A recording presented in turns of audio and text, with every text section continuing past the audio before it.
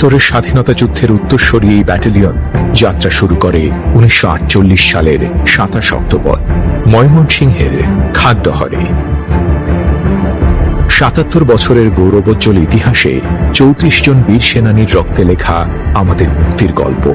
বহু সাহসী যোদ্ধা পেয়েছেন বীর প্রতীক, তাদের আত্মত্যাগ জ্বলজ্বল করে প্রতিটি সূর্যোদয়ে। ১৯৭৯ এবং ১৯৮০ সালে সন্ত্রাসের বিরুদ্ধে ৫ সদস্য শাহাদাত বরণ করেন।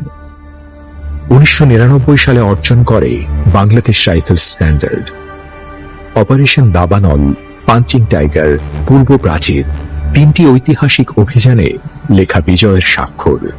২০১৫ সালের ১৫ নভেম্বর টেকনাফের কৌশলগত ভূমিতে দায়িত্ব গ্রহণের পর থেকে প্রতিটি দিন ও রাত দেশপ্রেম, পেশাদারিত্ব ও নিষ্ঠার সাথে রক্ষিত হচ্ছে এই ভূমি।